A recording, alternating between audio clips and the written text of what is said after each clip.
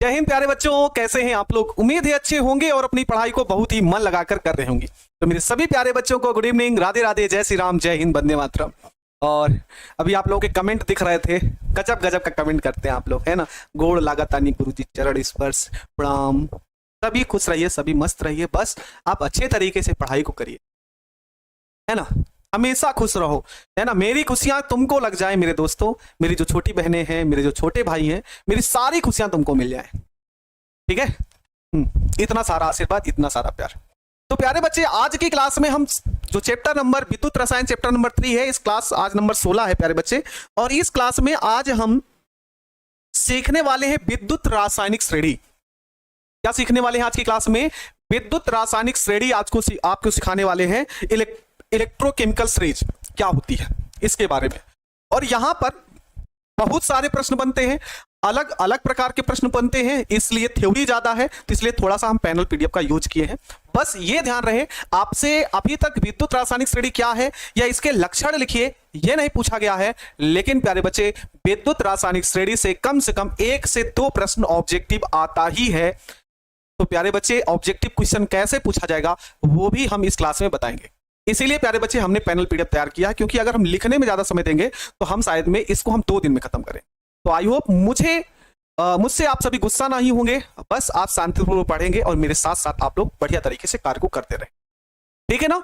तो जल्दी से बताइए आप सभी कैसे हैं, और फिर उसके बाद हम लोग क्लास को क्या करेंगे, शुरू करते हैं, ठीक है ना। एक बार जल्दी से कमेंट करके बताइए मुझे।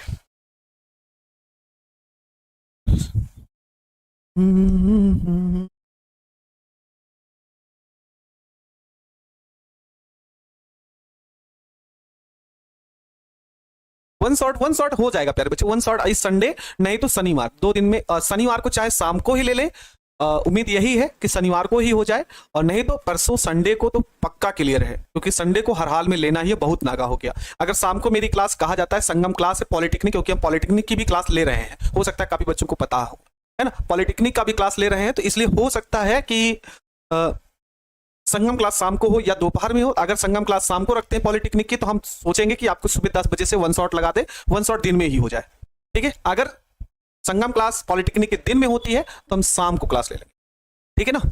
पवन सर को क्या हो गया? पवन सर के पैर में चोट आ गई है, थोड़ा सा मोच खा गए हैं, इसलिए थोड़ा सा दिक्कत है उनको। चलिए क्लास को शुरू करें हम, ठीक है। सर आप उनका कमेंट नहीं जाता, आप उनका कमेंट जाता है, ठीक है। फार्मूला के लिए काफी बच्चे मुझे डाउट में भेजे थे कि सर फार्मूला के लिए पूरे चैप्टर का फार्मूला शीट उपलब्ध करा दीजिए, तो उपलब्ध हो जाएगा प्यारे बच्चे। जैसे ही केमिकल किनाइटिस अर्थात रासायनिक बलगत हमारा चैप्टर खत्म होगा, उस चैप्टर में भी न्यूमेरिकल है हमारे, तो जब भी वो खत्म होगा तो हम लगभग चैप्टर नंबर 1, 2, 3 और 4 सभी के फार्मूला शीट आपको एक साथ ही प्रोवाइड करा देंगे, ठीक ना, एक साथ हो जाएगा। आज चैप्टर नहीं खत्म होगा, चैप्टर प्यारे बच्चे आज विद्युत रासायनिक श्रेणी पढ़ लेंगे, और कल हम लोग पढ़ेंगे सेल के बारे में। सेल कम से कम 2 दिन लगेगा, 2 दिन में क्लास लगभग खत्म हो जाना चाहिए चैप्टर, ठीक है, 2 दिन। गोर लगाता नहीं, खुश रहा बाबू, है ना। भोजपुरी थोड़ा सा कम बोलने आती है भाई हमको। तो प्यारे बच्चे, चैप्टर नंबर 3 ये है विद्युत रासायनिक श्रेणी। कान खोलकर सुनते रहिए और आंख से देखते रहिए, ठीक है, हाँ, बढ़िया तरीके से। क्या है प्यारे बच्चे विद्युत रासायनिक श्रेणी? इलेक्ट्रोकेमिकल श्रेणी क्या है, क्या है वो हम आपको बताते हैं। तो ये है प्यारे बच्चे कि जब हम, सबसे आसान डिफिनीशन है, पूरे बुक में ढूंढ के लिखे हैं, तो जब तत्वों को उनके मानक इलेक्ट्रोड विभव, ठीक ना, मानक इलेक्ट्रोड विभव। अब आप ना पूछेगा कि मानक इलेक्ट्रोड विभव क्या होता है, कि जब किसी धातु की छड़ को उसी धातु के लवण के विलयन में 25 डिग्री सेल्सियस पर और 1 मोलर सांद्रता के विलयन में डुबाया जाता है, तो छड़ और विलयन के मध्य एक विभव उत्पन्न होता है, और उस विभव को ही मानक इलेक्ट्रोड विभव कहते हैं। एक तो डिफिनीशन आपको ये बताए थे, और दूसरे डिफिनीशन मानक इलेक्ट्रोड विभव की क्या बताए थे कि जब किसी यौगिक में प्रयुक्त, है ना, या सॉरी, जब किसी अर्ध सेल में प्रयुक्त सभी यौगिक की सांद्रता इकाई हो अर्थात 1 हो, तो उसका जो मानक इलेक्ट्रोड विभव होता है उसी को हम कहते हैं मानक इलेक्ट्रोड विभव, ठीक है ना। तो क्या कहते हैं, जब तत्वों को उनके मानक इलेक्ट्रोड विभव के क्रम में रखा जाए, है ना, क्रम चाहे वो घटता हो या फिर बढ़ता, इससे मतलब नहीं है, आप घटते भी क्रम में रख सकते हो, बढ़ते क्रम में भी रख सकते हो, तो उससे आपको क्या प्राप्त होगी? एक श्रेणी प्राप्त होगी, और उसी को हम प्यारे बच्चे बोलेंगे विद्युत रासायनिक श्रेणी, ठीक है। उसी को हम क्या बोलेंगे? विद्युत रासायनिक श्रेणी। और इसी विद्युत रासायनिक श्रेणी को सक्रियता श्रेणी कहते हैं। क्या बोलते हैं प्यारे बच्चे? सक्रियता श्रेणी कहते हैं। गजब गजब का है। एक बच्चा कह रहा है कि मेरे चेहरे पर बरैया, है ना, बरैया अर्थात दथैया काट लिया है, और पूरा मतलब जो चेहरा है वो पूरा सूज गया है। गजब हो भैया।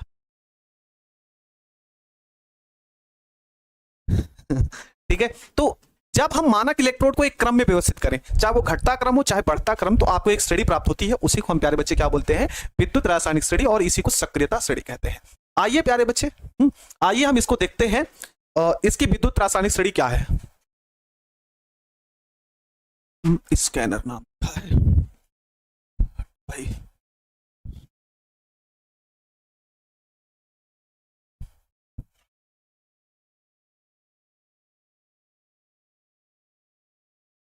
क्या आपको ये पॉइंट क्लियर हो रहा है? एक बार मुझे बताइएगा सभी प्यारे बच्चे। इसको और भी जूम आउट नहीं कर सकते हैं, और मुझे आप सभी बताइएगा एक बार, क्या आपको ये सारी चीजें क्लियर हो रही हैं?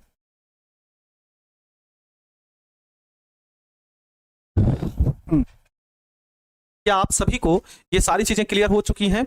आपको दिख रहा है कि नहीं दिख रहा है? एक बार जल्दी से बताओ। सर आप इतना चैप्टर को लॉन्ग क्यों ले जाते हैं? छोड़ के कहो तो पढ़ा देते हैं, कहिए तो छोड़ के पढ़ा देते हैं। क्या आपको दिख रहा है?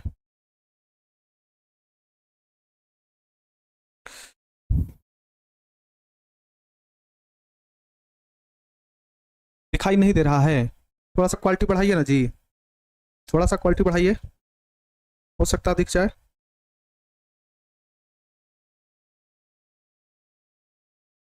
वो धुंधला दिख रहा है ना?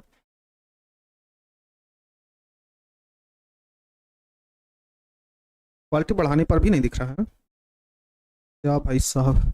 अच्छा ठीक है, एक मिनट रुको, एक मिनट रुकिए, हम देखते हैं। यहाँ पर है टूल्स में केमिस्ट्री, और टूल्स में है, लिखने में बड़ा समय चला जाएगा इसको। केमिस्ट्री ये आ गया, क्या है यहाँ पर? पीरियोडिक टेबल, बीकर्स, एटॉमिक संरचना नहीं है। चलिए अच्छा कोई बात नहीं प्यारे बच्चे, नहीं दिख रहा है। हाँ हमको पता है कि धुंधला दिख रहा है। चलिए अच्छा बनाते हैं हम इसको, इसको हम क्या करते हैं प्यारे बच्चे? बनाते हैं। बस नहीं दिख रहा है, बस बना के दिखाते हैं, ठीक है। क्वालिटी नहीं बढ़ रहा है, अच्छा कोई बात नहीं है, नहीं दिख रहा है तो आइए हम इसको बना करते दिखाते हैं प्यारे बच्चे।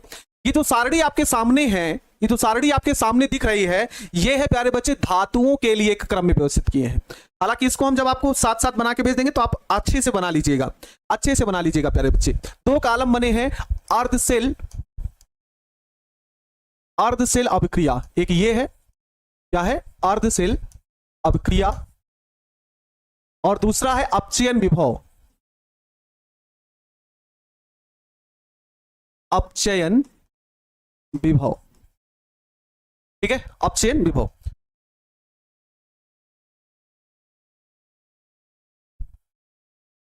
आप लोग अच्छे तरीके से जब ये हम भेजेंगे ना आपको, तब वहां पे और अच्छे से दिखेगा, तो आप इससे बनाइएगा, ठीक है प्यारे बच्चे।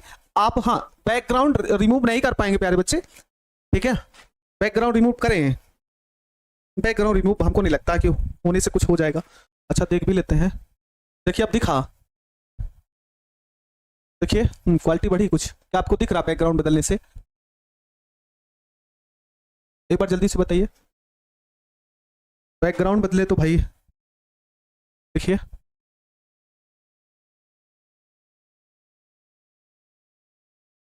हम अपने में देखते हैं, ध्यान से देखने लगता है नहीं। देखो इसको थोड़ा सा बनाने में बहुत ज्यादा समय लगता है, इसीलिए हम ऐसा किए हैं।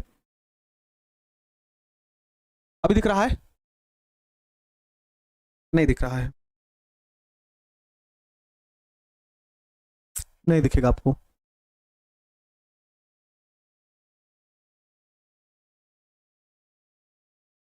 ठीक है कोई बात नहीं, आइए हम समझाते हैं। दिख रहा है ग्रीन वाला, ग्रीन वाले पे दिख रहा था पेज वाला बैकग्राउंड, ग्रीन वाला बैकग्राउंड पे दिख रहा था क्या?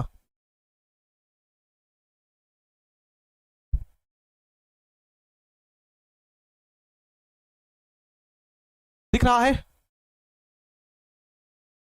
अगर दिख रहा हो तो इसी बैकग्राउंड में हम आपको समझा देते हैं। चलिए अच्छा कुछ तो क्लियर हो ही रहा होगा, ठीक ना? कुछ क्लियर हो रहा होगा, आपको दिख रहा होगा क्या क्या सारे। हाँ साफ नहीं दिख रहा होगा, थोड़ा सा समझो, थोड़ा सा समझने का प्रयास करिए बस। अगर हम जूम आउट भी करते हैं तो बहुत ज्यादा फट जाएगा, कुछ मतलब निकलेगा नहीं है, ठीक है, जूम आउट थोड़ा सा कर दिए। आप मेरी बात ध्यान से सुनो प्यारे बच्चे, आपको सारी चीजें क्लियर हो चुकी होंगी।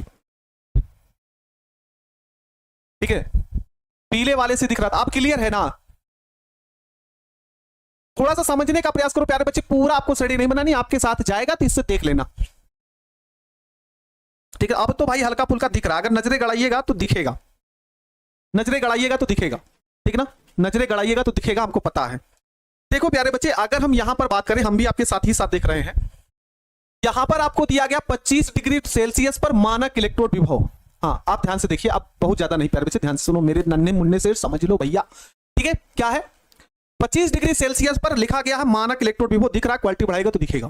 कह रहा है कि अर्धसेल अभिक्रिया, एक साइड लिखा है ऑक्सीकारक और एक साइड लिखा है अपचायक, तीसरा लिखा है, और इधर आपको सभी के मान दिए गए हैं अपचयन विभव के, सभी के मान आपको दिए गए हैं क्या प्यारे बच्चे? अपचयन के दिए गए ना। हाँ, अब क्या होगा?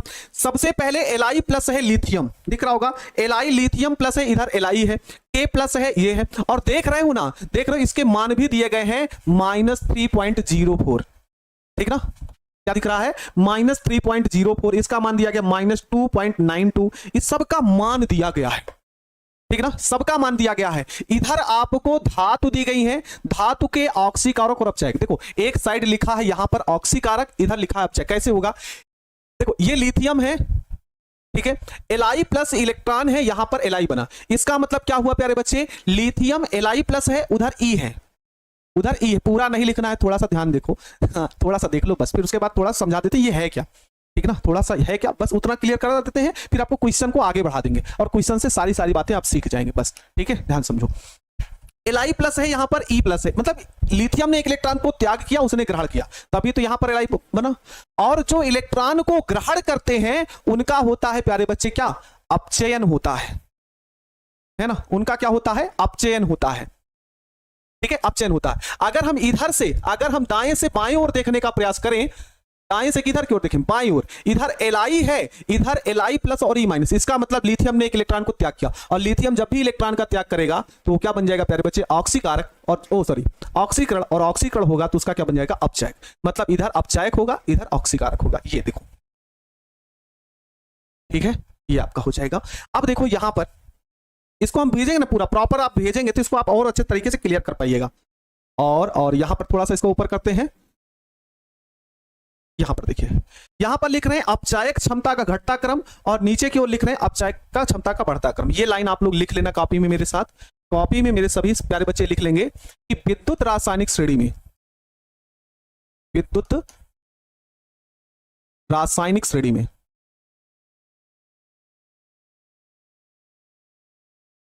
विद्युत रासायनिक श्रेणी में, कहां से?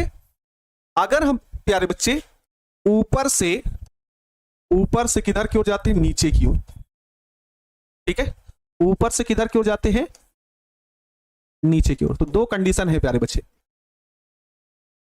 है ना, ऊपर से अगर हम नीचे की ओर क्या होते हैं? जाते हैं ऊपर से नीचे की ओर, तो जो अपचायक क्षमता वो घटती है, अपचायक क्षमता, अपचायक क्षमता क्या होगी प्यारे बच्चे? कम होगी।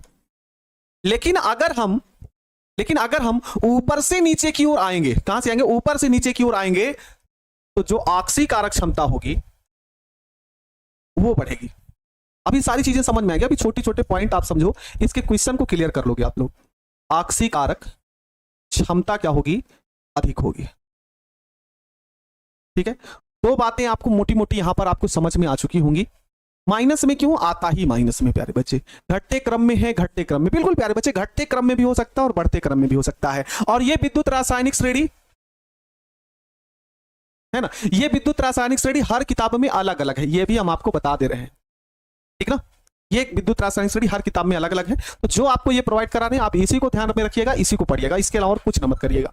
तो एक लाइन ये याद रख लीजिएगा कि ऊपर से नीचे की ओर जाने पर अपचायक क्षमता का मान कम होता है, और ऊपर से नीचे की ओर जाने पर ऑक्सीकारक क्षमता का मान अधिक होता है। देखो ऊपर से नीचे की, यहाँ पे देखो ना एरो, अभी जाएगा देखना फिर आप लोग, यहाँ पर ऊपर से नीचे की ओर लिखा है अपचायक क्षमता का मान घटता क्रम और ऑक्सीकारक क्षमता का बढ़ता क्रम। लेकिन प्यारे बच्चे, लेकिन अगर हम यहां पर बात करते हैं, है ना, अगर हम यहां पर बात करें, इसका जस्ट उल्टा हो, है ना, जस्ट उल्टा हो। अगर हम नीचे से ऊपर की ओर जाएं, नीचे से किधर की ओर जाएं, ऊपर की ओर, नीचे से कहां जाएं, ऊपर की ओर, ऊपर की ओर।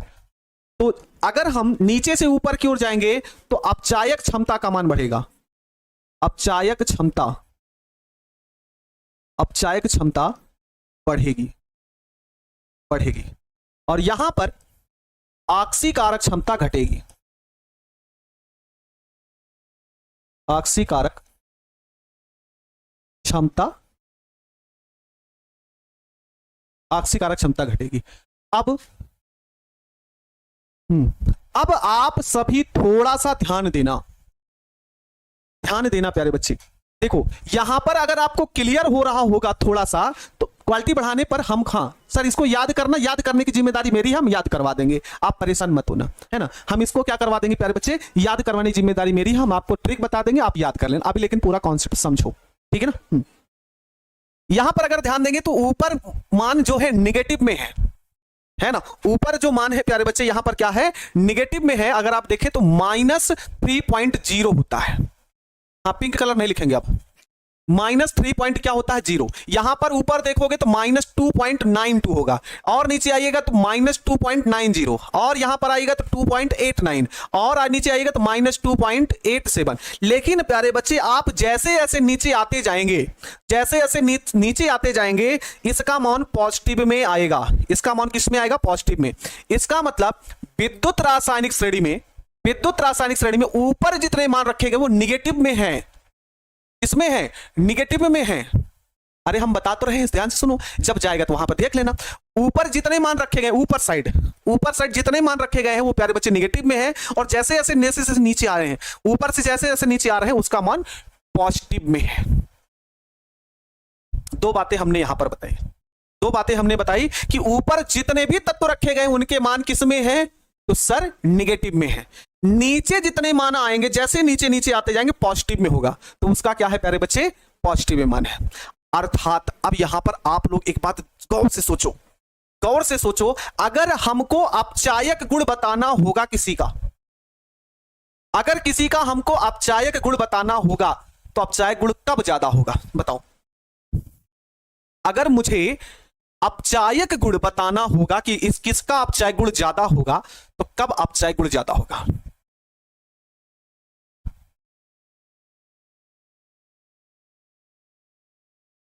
बताइए कब होगा, अपचायक गुण कब ज्यादा होगा। तो अपचायक गुण क्या कह रहा है कि नीचे से ऊपर जाने पर, मतलब नीचे से ऊपर जा रहे हैं, जितना ज्यादा ऋणात्मक होगा, जितना ज्यादा ऋणात्मक होगा, क्योंकि ऊपर हमने बोला ना, नहीं दिख रहा बोल तो रहे भाई, नहीं दिख रहा बोल तो रहे, ऊपर जितना जाइएगा ऋणात्मक मान बढ़ता जाएगा, जितना ज्यादा ऋणात्मक होगा, जितना ज्यादा ऋणात्मक होगा उसकी अपचायक क्षमता उतनी क्या होगी प्यारे बच्चे, ज्यादा होगी।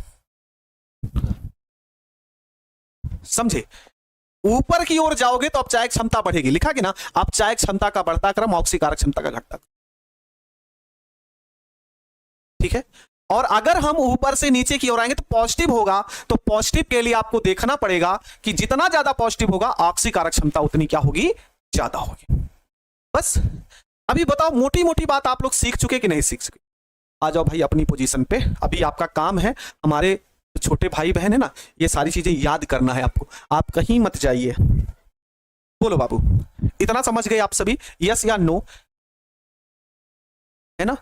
अभी थोड़ा थोड़ा समझाते हैं आपको, ठीक है। इसका कोई रोल ही नहीं होगा, इसका कोई रोल नहीं होगा आपके क्वेश्चन से, लेकिन बस ये आपको है तो हमको आपको दिखाना पड़ रहा है, हमको आपको बताना पड़ रहा है। क्वेश्चन जब लगाइएगा ना तो इसका कोई मतलब नहीं होगा, है ना, इस चीज का कोई भी भूमिका आपके क्वेश्चन में नहीं आएगी। अभी इतना आप लोग बता गए, इतना तो आप समझ गए, क्लियर है। आइए हम पढ़ेंगे आगे का टॉपिक। तो ये तो प्यारे बच्चे जैसे वो ऊपर का किसका है, ऊपर का धातु का है, तो ये वाला अधातु का है, और ये वाला क्या है प्यारे बच्चे, अधातु का है। ऊपर के जितने दो सारणी, एक सारणी हमने आपको दिखाई वो धातु की थी, लेकिन यहां पर क्या है प्यारे बच्चे, अधातु की है। ये किसकी है, अधातु की है। तो धातु और अधातु सभी का आप लोग बना लेना। आइए अब हम आपको क्वेश्चन की ओर लेकर चलते हैं, आइए क्वेश्चन की ओर चलते हैं भाई। ई लिखा गया, और देखिएगा ऐसा लिखे हैं, है ना, है ना, ऐसा लिखे हैं बाबू, अगर इस लैंग्वेज को पढ़ लोगे तो क्वेश्चन को अगर चुटकी में ना घुमा के रख दिए तो बताइएगा। ये हमारा विश्वास है बाबू, ये हमारा विश्वास है। देखो क्या कह रहा है, विद्युत रासायनिक श्रेणी के अनुप्रयोग, तत्वों की सक्रियता। अभी बताते अपचायक क्षमता का क्या मतलब होता है, आक्सीकारक क्षमता का क्या मतलब होता है। ध्यान से इधर क्या बोल रहे हैं, विद्युत रासायनिक श्रेणी के अनुप्रयोग में तत्वों की सक्रियता के निर्धारण में हमको प्रश्न ये दे दिया जाएगा किसकी क्षमता ज्यादा है, किसकी क्रियाशीलता ज्यादा है, किसकी क्रियाशीलता कम है। क्वेश्चन में आप सभी को दिया हुआ मिलेगा कि किसकी क्रियाशीलता ज्यादा है।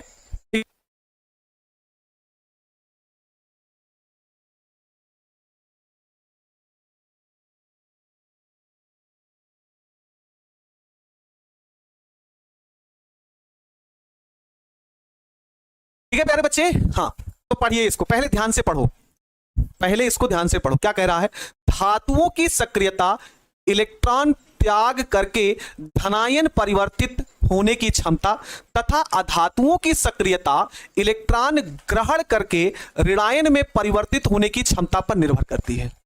पहले मेरी बात समझो, हमने ये कहा अगर कोई मेटल है और एक नॉन मेटल है, मेटल क्या कब होगी उसकी क्रियाशीलता कैसे पहचानोगे, मेटल जितनी जल्दी इलेक्ट्रॉन को बाहर करेगा, मेटल धातु जितनी जल्दी इलेक्ट्रॉन को बाहर करेगा वह उसकी क्या होगी प्यारे बच्चे, क्रियाशीलता पर डिपेंड होगी। अगर कोई मेटल बहुत ज्यादा रिएक्ट करती है, बहुत ज्यादा क्रियाशील है, तो इसका मतलब वो आसानी से इलेक्ट्रॉन को त्याग करेगा, है ना, वह उतनी आसानी से क्या करेगा, इलेक्ट्रॉन को त्याग करेगा। इसका मतलब यही हुआ कि वह उसकी क्रियाशीलता ज्यादा है। लेकिन अगर हो सकता है कि अगर अधातु इलेक्ट्रॉन को ग्रहण कर रही हो, अधातु इलेक्ट्रॉन को क्या कर रही हो, ग्रहण कर रही हो, तो जो जितनी जल्दी इलेक्ट्रॉन को ग्रहण करेगा उसकी क्रियाशीलता उतनी ही ज्यादा होगी। मतलब प्यारे बच्चे इतना बड़ा कुछ नहीं लिखना रे बाबा, इतना बड़ा कुछ नहीं लिखना, बस आपको समझना है। मतलब इलेक्ट्रॉन को जो जितनी जल्दी त्याग करेगा उस धातु की क्रियाशीलता उतनी ज्यादा होगी, जो जितनी जल्दी अधातु इलेक्ट्रॉन को ग्रहण करेगी उसकी क्रियाशीलता ज्यादा होगी। ये हो गया। आइए अब यहां पर ध्यान दो, मानक ऑक्सीकरण विभव जितना अधिक धनात्मक, मानक ऑक्सीकरण विभव जितना क्या होगा, अधिक धनात्मक होगा। इस लाइन को पकड़ो, पकड़ लो, कैच कर लो। मानक ऑक्सीकरण विभव जितना अधिक धनात्मक होगा उसकी सक्रियता उतनी क्या होगी, अधिक होगी। सक्रियता मींस क्रियाशीलता, सक्रियता मींस सुमन प्यारी बच्ची क्रियाशीलता। ठीक है, तो मानक ऑक्सीकरण विभव जितना ज्यादा धनात्मक है, जितना ज्यादा पॉजिटिव मान मिलेगा उसकी सक्रियता उतनी ज्यादा होगी। दूसरी कंडीशन सीखो, मानक अपचयन विभव जितना अधिक ऋणात्मक होगा उसकी सक्रियता उतनी क्या होगी, अधिक होगी, दोनों की अधिक होगी।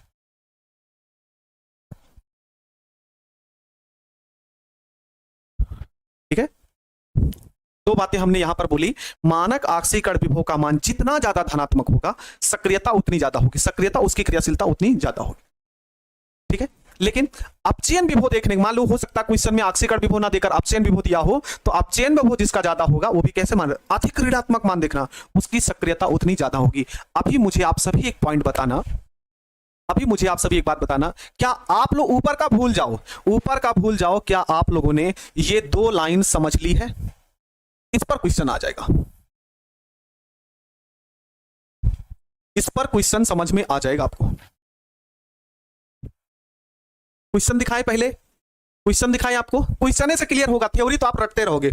आइए क्वेश्चन देखो, ये क्वेश्चन है, चलो क्वेश्चन पढ़ो, क्वेश्चन पढ़ो और बताओ धातुओं की सक्रियता का घटता क्रम क्या होगा। ये क्वेश्चन आपकी बोर्ड परीक्षा में पूछा गया है, छोटा नहीं लिख सकते हैं हरीश। हाँ दोनों सेम बढ़ेगा, अगर जस्ट अपोजिट ले लो घटेगा।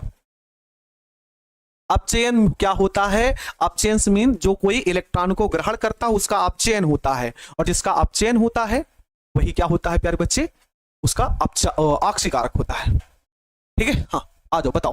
देखो आपसे एक प्रश्न पूछा गया कि चार धातु ए बी सी और डी के मानक अपचयन विभव क्या है, क्रमशः प्लस 1.5 वोल्ट है, माइनस 2.0 वोल्ट है, प्लस 0.34 वोल्ट है, माइनस 0.76 वोल्ट है। तो धातु की घटती सक्रियता लिखनी है, क्या लिखनी है, धातु की घटती सक्रियता लिखनी है। क्या लिखना है, धातु की घटती सक्रियता। तो आप सिर्फ मुझे यह बताओ कि निम्नलिखित में से किसकी क्रियाशीलता सबसे ज्यादा है, निम्नलिखित में से किसकी क्रियाशीलता सबसे ज्यादा है, घटने का ना बताओ तुम मुझे सिर्फ इतना बता दो कि सर इसमें क्रियाशीलता सबसे ज्यादा किसकी होगी। ए भैया जी आएगा आएगा। शिवानी प्यारी बच्ची आवाज बहुत अच्छे तरीके से चल रही है, ये देखो तुम्हारे जैसे तुम देख रहे हो वैसे हम भी अपना क्लास देख रहे हैं। ठीक है नंदनी, सक्रियता मीन्स प्यारी बच्ची क्रियाशीलता।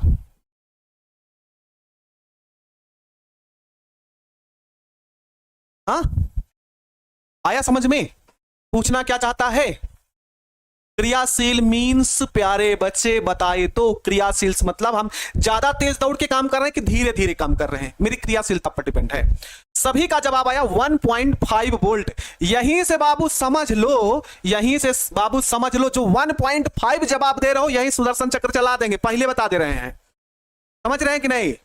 यहां पर मान किसका दिया गया, मानक अपचयन विभव का। किसका मान दिया गया, मानक अपचयन विभव का। और यहां पर लाइन क्या लिखे हो, यहां पर आप सभी लाइन क्या लिखे हो कि मानक अपचयन विभव जितना अधिक माइनस होगा, जितना अधिक ऋणात्मक होगा, उसकी सक्रियता उतनी अधिक होगी। मानक अपचयन विभव यदि क्वेश्चन में दिया गया हो तो ज्यादा ऋणात्मक वाला मान देखना पड़ेगा, ज्यादा ऋणात्मक कौन है। ठीक है, ज्यादा ऋणात्मक कौन है, तो ज्यादा ऋणात्मक प्यारे बच्चे 2.0 वोल्ट अर्थात बी है। तो सबसे ज्यादा क्रियाशीलता किसकी है, सबसे ज्यादा क्रियाशीलता किसकी है, तो सबसे ज्यादा क्रियाशीलता बी की है। सबसे ज्यादा क्रियाशीलता किसकी है, बी की है। इससे कम क्रियाशीलता किसकी है, इसकी, और हाँ इसकी कम क्रियाशीलता किसकी है, इससे कम क्रियाशीलता किसकी होगी, डी की। क्योंकि प्यारे बच्चे सबसे ज्यादा माइनस में ये था, इससे कम माइनस में कौन है, ये वाला डी का लिख दो, क्योंकि यहां पे डी का वैल्यू। अब देखो पॉजिटिव में आओ, घटता क्रम चलो, तो बी हो गया सी हो गया। अब इससे कम क्रियाशीलता किस वाले की होगी, इससे कम क्रियाशीलता किसकी होगी, तो ये पॉजिटिव है, ये भी पॉजिटिव है, तो किसका होगा, पॉजिटिव में इसका मान कम है, पॉजिटिव में इसका मान कम है। तो आप देखो पॉजिटिव में सबसे मान कम कम सी का, सबसे कम क्रियाशील कौन सी है, ए है। ये हो गया, ये हो गया प्यारे बच्चे आपका, ये आपका कैसा क्रम है, इसी को उल्टा कर दो, इसी का उल्टा कर दो, ये हो गया घटता क्रम। I am confuse, I am confuse, confuse काहे हो रहे हैं जी, इतना शानदार तरीके से बताते हैं फिर भी यार आप लोग कहते हैं आई एम कंफ्यूज। किस बात के लिए कंफ्यूज हो गया, उस चार्ट को रटना नहीं पड़ेगा गुड़िया प्यारी बच्ची, समझ रहे हैं, उस चार्ट को रटना नहीं पड़ेगा, उस चार्ट को सिर्फ और सिर्फ यूज के लिए लिख लेना, कहीं कहीं पर आपको जरूरत पड़े। ठीक है अर्पित, थैंक यू, नहीं समझ में आया तो, लेकिन फिर से प्रयास करते हैं। अभी बताओ क्लियर हो गया ये कि ये पॉइंट क्लियर हो गया कि नहीं, आगे बढ़े, आगे बढ़े, और कोई क्वेश्चन है, चलिए। और चलो भाई ये प्रश्न आ गया, इस प्रश्न में अपना दिमाग लगाओ। क्या कह रहा है कि ए बी सी डी के मानक अपचयन विभव क्रमशः इतना है, इस वाले का मान इतना है, इस वाले का मान इतना है, और इस वाले का मान इतना वोल्ट है। तो कह रहा तत्व की क्रियाशीलता का क्रम लिखना है। घटता गलत लिखा है, सही तो लिखे भैया, घटता, ये पॉइंट आउट। एबीसीडी के मानक अपचयन विभव इतना इतना इतना इतना है, तो आपको क्रियाशीलता का क्रम लिखना, कैसो लिख दीजिए, चाहे घटता लिखो चाहे बढ़ता। ठीक है, कैसे लिखोगे, देखो प्यारे बच्चे, अगर क्वेश्चन में मुझे मानक अपचयन विभव दिया है, क्वेश्चन में मुझे मानक अपचयन विभव दिया है, ठीक है, मानक अपचयन विभव दिया गया है, तो सबसे ज्यादा ऋणात्मक मान ढूंढो, सबसे ज्यादा ऋणात्मक मान ढूंढो, जिसका होगा उसकी क्रियाशीलता ज्यादा। सबसे ज्यादा निगेटिव मान देखना है। यहां पर गणित वाला दिमाग मत लगाना, यहां पर गणित वाला दिमाग मत लगाना कि माइनस है तो उसकी संख्या कम है, ना रे भाई। निगेटिव मान ढूंढना, किसका वैल्यू ज्यादा है। अंक में मत जाना किसका, हम अंक नहीं पढ़ा रहे किसका अंक घटता और किसका बढ़ता, नहीं, किसका मान ऋणात्मक में ज्यादा है, यह आपको ध्यान रखना है। ऋणात्मक में मान किसका ज्यादा है, तो सबसे वैल्यू इसी की ज्यादा है, तो क्रियाशीलता भी सबसे ज्यादा किसकी होगी, ए की होगी। इससे कम किसकी होगी, इससे कम जो ऋणात्मक हो, इससे कम जो ऋणात्मक होगा, ये वाला किसका है, सी का। इससे कम किसका होगा, पॉजिटिव। पॉजिटिव में आप देखो ये वाला मान, ये वाला मान, ये किसका हो गया भाई, डी का हो गया। सबसे लास्ट में कौन सा हो गया, ए का। तो ये कौन सा क्रम हो गया, बढ़ता क्रम हो गया। एरो मेरा देखते चलना, एरो हम किधर क्यों लगा रहे हैं, एरो अब इधर क्यों लगा रहे हैं, ये बढ़ता क्रम हो गया। और गड़बड़ करती है क्या भाई, इधर ए हो गया, इधर बी होगा, सॉरी यहां पर बी हो गया। हाँ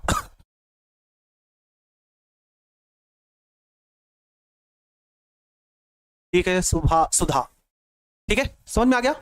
ये तो क्रम लिखोगे ना, समझिए। अच्छा, कुछ बच्चों को मन में ये प्रॉब्लम आ रही होगी, कुछ बच्चों के मन में ये प्रॉब्लम आ रही होगी कि सर अगर इसी का मान 2.90 वोल्ट, ये ए का मान है, प्लस 1.50 बी वोल्ट, ये बी का मान हो गया, प्लस 0.74 ये सी का मान हो गया, और प्लस 0.34 वोल्ट ये किसका मान हो गया, डी का मान हो गया।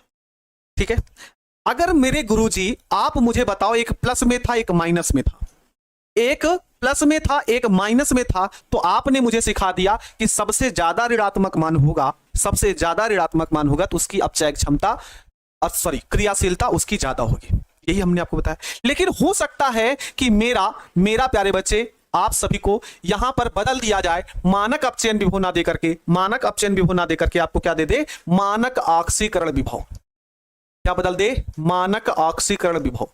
किसकी मानक ऑक्सीकरण विभव दे दे, तब आप क्या देखिएगा, तब आप क्या देखिएगा यहां पर, तब आप क्या देखिएगा, अगर मानक ऑक्सीकरण विभव देखेंगे तो निगेटिव मान नहीं ढूंढा जाएगा, पॉजिटिव वैल्यू देखी जाएगी, पॉजिटिव मान जिसका ज्यादा होगा उसकी क्रियाशीलता ज्यादा होगी। तो इसकी क्रियाशीलता ए की, फिर उसके बाद बी की, फिर सी की, और सबसे ज्यादा क्रियाशीलता कौन सी होगी, ए बी सी और डी, ऐसे हो जाएगा। समझ गए, पॉजिटिव मान ढूंढना रहेगा। चलिए, ये भी क्वेश्चन समझ में आ चुका है, आगे बढ़ते हैं भाई। अगला पॉइंट, ये वाला एक ऐसा क्वेश्चन है ना, ये क्वेश्चन आपकी बोर्ड परीक्षा में पूछा गया है, किताब ढूंढिएगा तो किताब में आपको मिलेगा ऐसा प्रश्न, ठीक है ना, ऑब्जेक्टिव क्वेश्चन में पूछा गया। चलिए, क्वेश्चन क्या है, धातु द्वारा धातुओं का विस्थापन, धातु द्वारा धातुओं का विस्थापन मतलब क्या हो गया प्यारे बच्चे, कि विद्युत रासायनिक श्रेणी में कोई धातु अपने से नीचे रखी गई धातु के आयन को उसके विलयन से क्या कर देती है, विस्थापित कर देती है, क्योंकि धातुओं की रासायनिक सक्रियता ऊपर से नीचे की ओर आने पर घटती है। बस ये लाइन पकड़ लो, बस ये लाइन पकड़ लो, आपको आ जाएगा।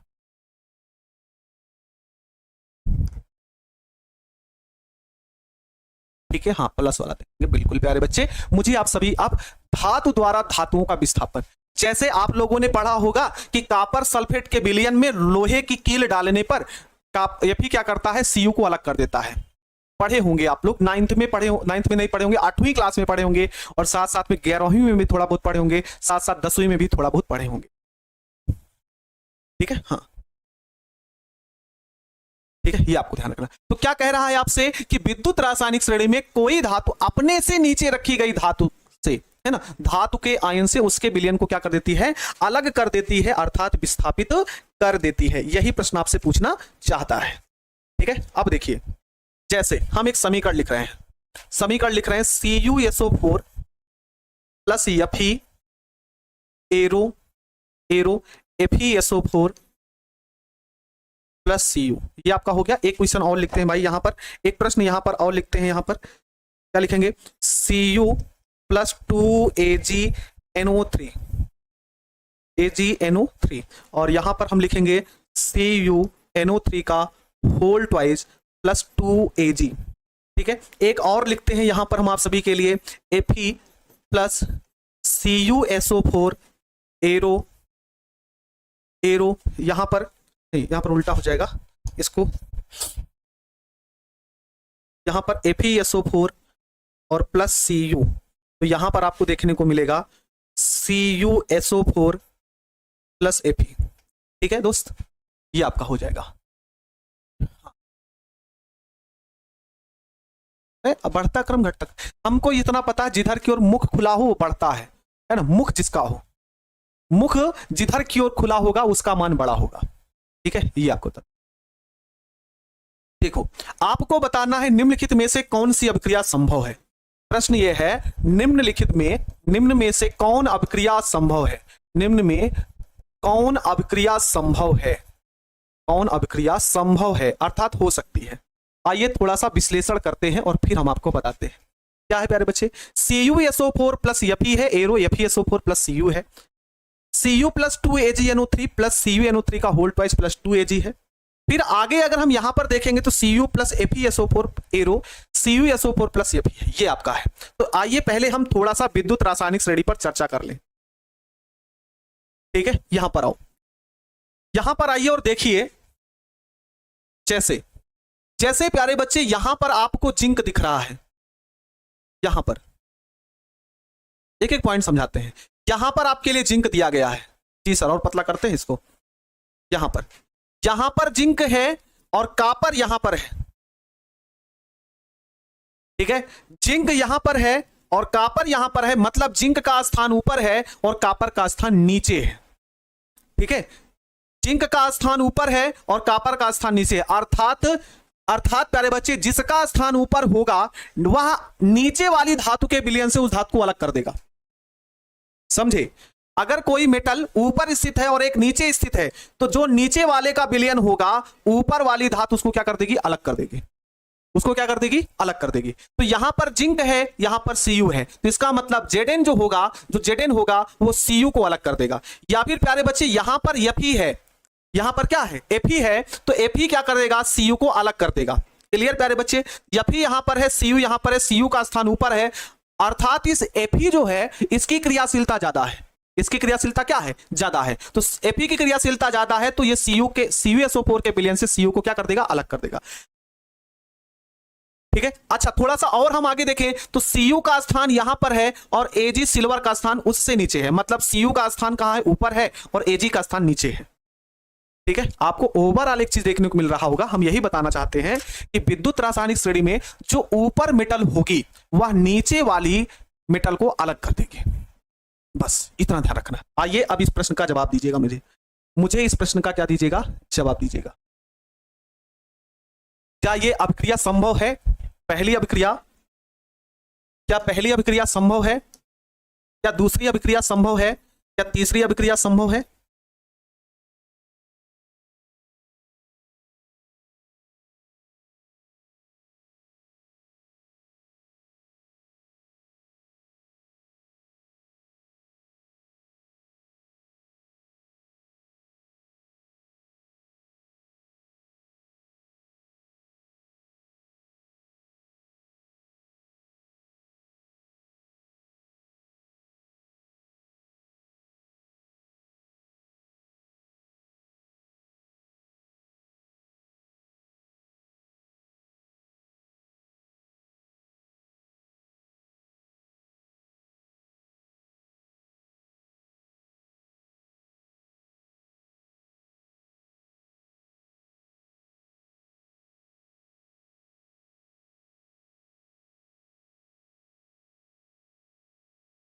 कौन कौन सी अभिक्रियाएं संभव हैं, जल्दी से मुझे कमेंट करके बताइए।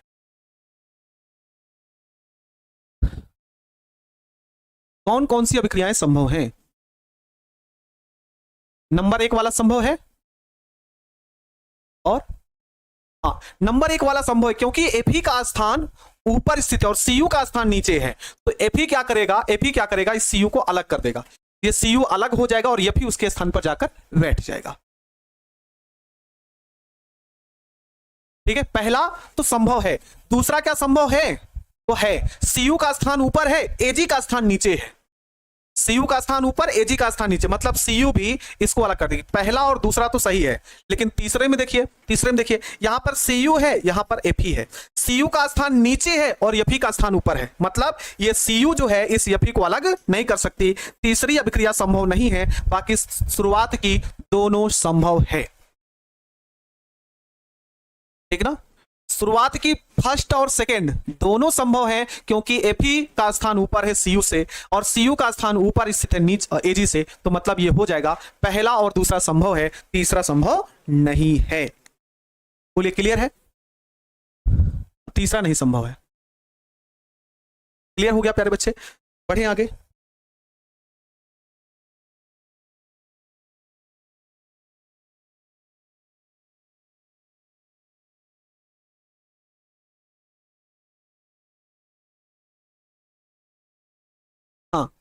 ऊपर वाली धात नीचे वाली धात को लात मार के बाहर भगा देगी, ठीक ना, समझ गए। थर्ड इम्पॉसिबल है बिल्कुल। चलिए अगले पॉइंट की ओर बढ़ते हैं।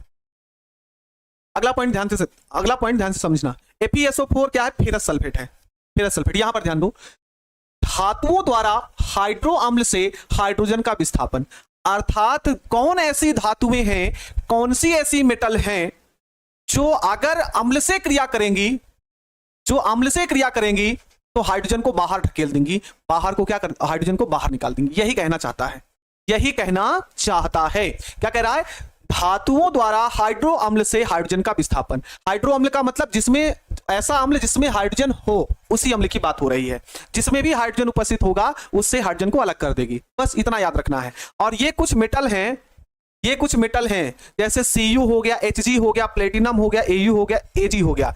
ये कुल 5 मेटल ऐसी हैं प्यारे बच्चे, ये कुल 5 मेटल ऐसी हैं जो अम्ल से क्रिया करने पर हाइड्रोजन को अलग नहीं करती। ये 5 मेटल ऐसे हैं जो अम्ल से क्रिया करके हाइड्रोजन को अलग नहीं करती हैं, ठीक है। यहां पर ये 5 मेटल याद रखिएगा। बाकी कोई भी मेटल होगी वो अम्ल से क्रिया करेगी, हाइड्रोजन बाहर निकालेगी, लेकिन ये 5 मेटल अम्ल से क्रिया करेंगी लेकिन हाइड्रोजन गैस को बाहर नहीं निकाल पाएंगे। क्लियर? आइए हम क्वेश्चन लिखते हैं। जैसे निम्न में कौन संभव है, आप मुझे बताइएगा, निम्न में कौन संभव है? निम्न में कौन संभव है? पहला पॉइंट प्यारे बच्चे, जैसे यहां पर दिया गया आप सभी को Zn plus H2SO4, Zn plus H2SO4 arrow ZnSO4 plus H2, पहला होगा। दूसरा हो गया प्यारे बच्चे Cu plus H2SO4 arrow CuSO4 plus H2। तीसरा प्रश्न आपको दिया गया Mg plus 2HCl arrow MgCl2 plus H2। बताइए कौन संभव है, कौन सा संभव नहीं है? जल्दी से जवाब दीजिए। देखो प्यारे बच्चे, यही 5 मेटल ऐसे हैं, यही 5 धातुएं ऐसी हैं जो अम्ल से क्रिया करके हाइड्रोजन को बाहर नहीं करती हैं, बाकी सभी करती हैं, बाकी सभी की सभी करती हैं। तो जिंक है इनमें, नहीं शामिल है, मतलब संभव है। Cu क्या इनमें शामिल है 5 में? यस सर है, तो इसका मतलब दूसरी नहीं संभव है, ठीक है। अगर तीसरी की बात करें Mg की जो क्रियाशीलता है ना, Mg की जो क्रियाशीलता है वो इनमें शामिल नहीं है, तो Mg भी करेगा, मतलब तीसरा है। क्यों नहीं करती? क्योंकि उनकी क्रियाशीलता ज्यादा होती है, ठीक ना। तीसरा संभव नहीं है, बाकी दोनों संभव है, ठीक है। क्यों नहीं संभव है ये भी हम आपको बता रहे हैं। जो संभव नहीं है प्यारे बच्चे उनकी क्रियाशीलता कम है, जो संभव है उनकी क्रियाशीलता क्या है? ज्यादा है। आगे बढ़ते हैं और आगे बढ़ा के इसको खत्म करते हैं। आगे देखिए, धातुओं के धन विद्युतीय लक्षण। ये धन विद्युतीय लक्षण होते क्या है ना? ये धन विद्युतीय लक्षण होते क्या है?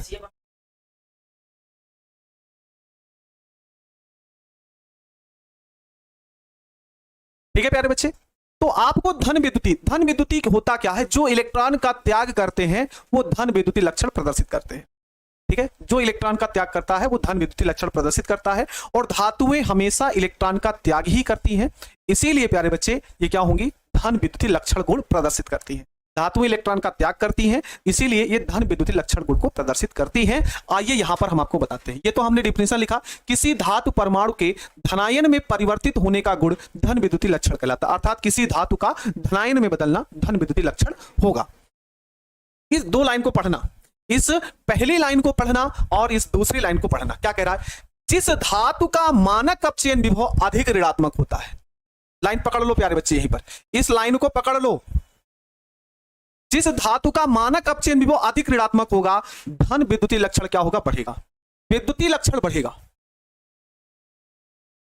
आगे, मानक ऑक्सीकरण विभव, मानक ऑक्सीकरण विभव क्या होगा? अधिक धनात्मक। जस्ट उल्टा है, अपचयन विभव रहेगा तो अधिक ऋणात्मक देखना है, और ऑक्सीकरण विभव होगा तो अधिक धनात्मक देखना होगा, उसका धन विद्युतीय लक्षण बढ़ेगा। जैसे अभी समझाए थे ना, वही है ना, वही है प्यारे बच्चे। है ना। मानक अपचयन विभव अगर रहेगा क्वेश्चन में तो अधिक ऋणात्मक वाला मान देखना है, अधिक ऋणात्मक होगा तो धन विद्युतीय लक्षण बढ़ेगा, और मानक ऑक्सीकरण विभव की बात होगी तो अधिक धनात्मक मान देखना, विद्युत लक्षण बढ़ेगा। आइए इस प्रश्न को देखते हैं और इस प्रश्न को हम जवाब देते हैं। यह प्रश्न का जवाब देना मुझे, इस प्रश्न का सभी प्यारे बच्चे मुझे जवाब देंगे,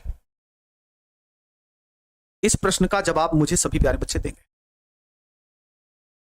हाँ, ये ऑब्जेक्टिव के लिए है, यहां से ऑब्जेक्टिव क्वेश्चन ही पूछे जाते हैं ज्यादातर, ठीक है। मुझे जवाब दीजिए, इस प्रश्न का जवाब दीजिए। कह रहा है कि 4 तत्व हैं जिनका मानक अपचयन विभव क्रमशः इतना, इस वाले का, इस वाले का, इस वाले का, ये सभी के सभी हैं, ठीक है। तो कह रहा है धातुओं के घटते हुए धन विद्युतीय लक्षण का क्या करिए, क्रम व्यवस्थित करिए, क्रम व्यवस्थित करना है। तो मुझे आप सभी एक बात को बताएंगे कि इसका धन विद्युतीय लक्षण ज्यादा होगा, इसका धन विद्युतीय लक्षण क्या होगा, ज्यादा होगा, मुझे ये बता दीजिए। धन विद्युतीय लक्षण आपको ज्यादा तभी होगा, आप देखिए मानक अपचयन विभव, मानक अपचयन विभव है ना, मानक अपचयन विभव जिस तत्व का अधिक ऋणात्मक होगा उसका धन विद्युतीय लक्षण ज्यादा होगा। B C D A, B C D A, B का ना, हाँ क्योंकि बी यहां पर दिख रहा है और बी का मान सबसे ऋणात्मक में ज्यादा है, तो बी का धन विद्युतीय लक्षण सबसे क्या होगा, ज्यादा होगा। जी सर, बी का धन विद्युतीय लक्षण ज्यादा होगा। इससे कम किसका होगा, तो सी वाले का, क्योंकि ऋणात्मक मान में इस वाले का आएगा, सी का आएगा। फिर अब देखो डी की वैल्यू पॉजिटिव में धनात्मक है, कम में है, तो उसके बाद कौन होगा, डी, और सबसे कम कौन होगा प्यारे बच्चे, ए, इसका सही जवाब होगा। और यहां पर ये कौन सा आ जाएगा भाई, ये आ जाएगा आपका धन विद्युतीय लक्षण का बढ़ता क्रम, धन विद्युतीय लक्षण का बढ़ता क्रम। समझ में आ गया।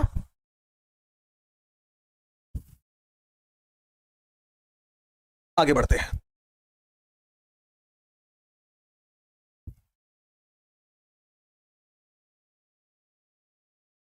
पानी पी लें भाई,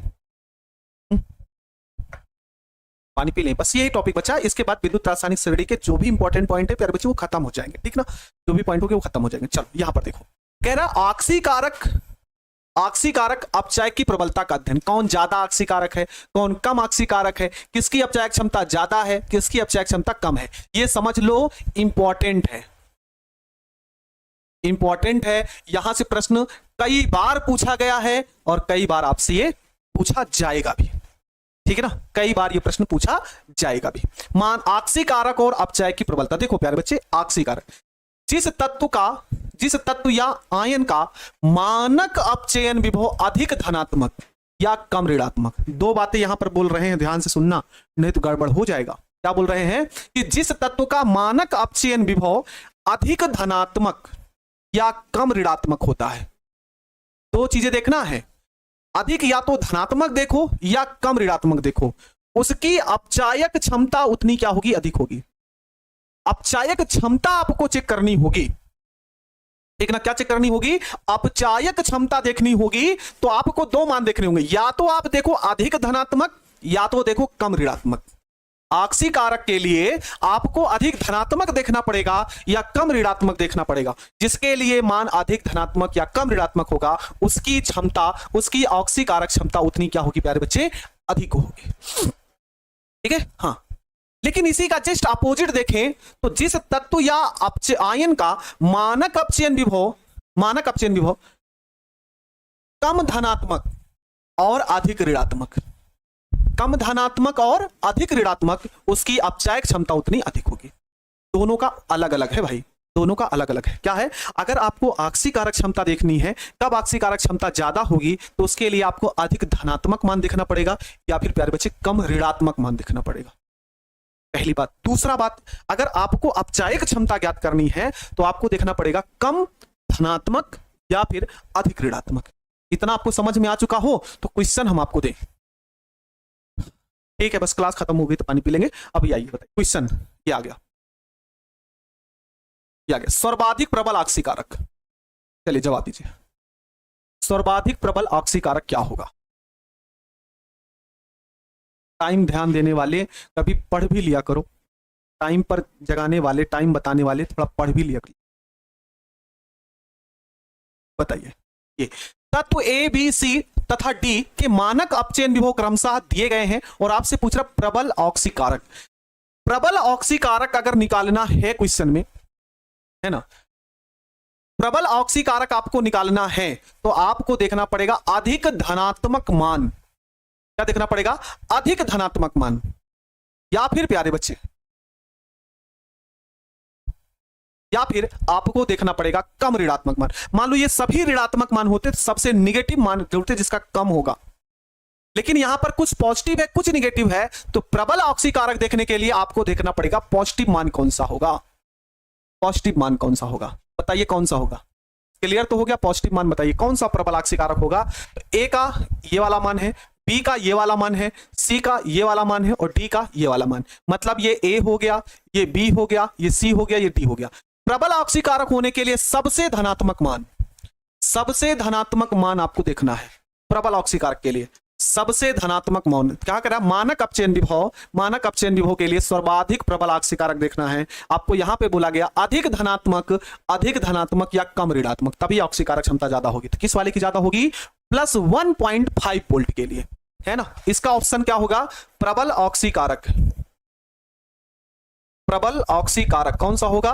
तो सर जिसके लिए पॉजिटिव मान ज्यादा होगा, ऑप्शन होगा बी एकदम सही जवाब। बी एकदम सही जवाब होगा। देखो उरफान आलम मेरे प्यारे बच्चे, ये क्वेश्चन पल्ले नहीं पड़ेगा। आप मुझे इतना बता दो, आप मुझे इतना बता देना कि आपके गुरुजी ऐसा क्या चीज बता रहे हैं जो आपको नहीं समझ में आ रहा। आप ईमानदारी के साथ बताना क्या ऐसी चीज बताए। हमने सिंपल सा बताया प्यारे बच्चे, अगर आपको ऑक्सीकारक निकालना है तो आपको अधिक धनात्मक मान देखना है या कम ऋणात्मक मान, बस इतना देख कर नहीं बता पा रहे हैं। यहां पर ए का मान, बी का मान, सी का मान, डी का मान। आपसे गुरुजी ने कहा अधिक धनात्मक मान देखो, अधिक धनात्मक सबसे ज्यादा पॉजिटिव यही तो है, बी का। हो गया प्रबल ऑक्सीकारक खत्म।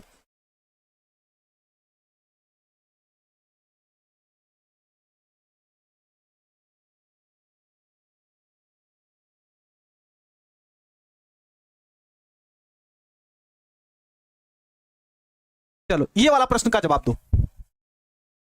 सी भी हो सकता है प्यारी बच्ची, सी का कैसे हो सकता है? सी कैसे हो सकता है जी? सी कैसे हो सकता है बताओ? सी कैसे हो सकता है? ये ऋणात्मक मान, कम ऋणात्मक मान। अब जब एक कंडीशन मिल गई, जब एक कंडीशन मिल गई तो दूसरे पर मत जाना। जब प्लस और निगेटिव हो तो या तो प्लस को ही लेकर चलना है, पहले प्लस को ध्यान देना फिर निगेटिव पर आना है, ठीक है ना। जब पूरे मान प्लस में हो, जब पूरे मान माइनस में हो, तब ऐसे कंडीशन देखना है। सी का भी नहीं हो सकता खुशी, समझ रहे हैं ना। खुशी मेरी प्यारी बच्ची, आप जो इसको लेकर चल रहे हो ना, तो पहले आप देखो यहां पर पॉजिटिव निगेटिव दोनों है, तो पॉजिटिव और निगेटिव में आपको पॉजिटिव ही ढूंढना पड़ेगा। पॉजिटिव जितना ज्यादा होगा वो होगा, लेकिन अगर हो सकता है कि सभी मान निगेटिव में होते तो आप सबसे कम माइनस देखते, सबसे कम वाला माइनस देखते, ठीक है ना। ये ध्यान रखना। यहां पर आओ, क्या पूछ रहा है? अपचायक क्षमता क्या दिया गया है? मानक अपचयन विभव। मानक अपचयन विभव जिसका सबसे ज्यादा ऋणात्मक होगा, सबसे ज्यादा ऋणात्मक होगा, उसकी अपचायक शक्ति उतनी ही ज्यादा प्रबल होगी। ये प्यारे बच्चों ए का मान है, ये बी का मान है, ये सी का मान है। ऑप्शन क्या होगा?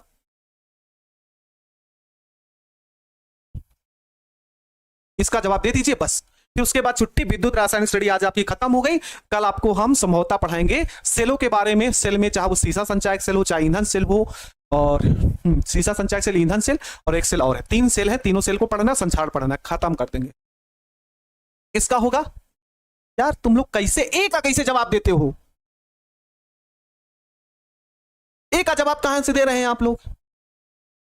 सिंपल सा दिया गया, ऋणात्मक मान देखना। अरे बाबा, बी का यही तो है, ए ऑप्शन पे अटक गया है। अपचायक क्षमता देखनी है भैया, अपचायक क्षमता के लिए ऋणात्मक, बी इसका सही जवाब, बी इसका सही जवाब होगा।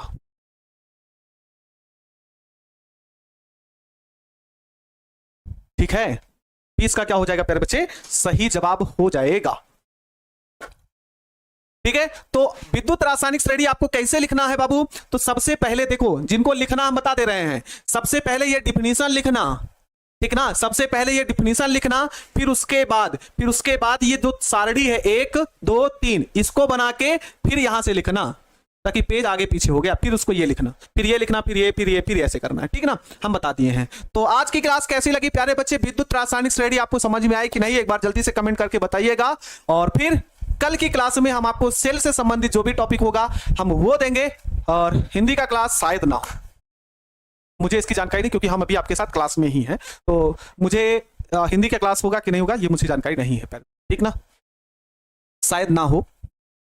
ठीक है, तो लिखने का तरीका हमने बता दिया, और बताइएगा सभी प्यारे बच्चे आज की क्लास कैसी लगी कमेंट करके। और कल की क्लास में हम आपको सेल्स पढ़ा देंगे, उसके आगे वाली क्लास में संचार पढ़ा देंगे, चैप्टर हमारा पूरी तरीके से समाप्त हो जाएगा। तो मिलते हैं प्यारे बच्चे कल की क्लास में, तब तक के लिए मेरे सभी प्यारे बच्चे अपना ध्यान रखेंगे और अच्छे तरीके से अपनी पढ़ाई को करते रहेंगे। तो मेरे सभी प्यारे बच्चों को जय हिंद, वंदे मातरम।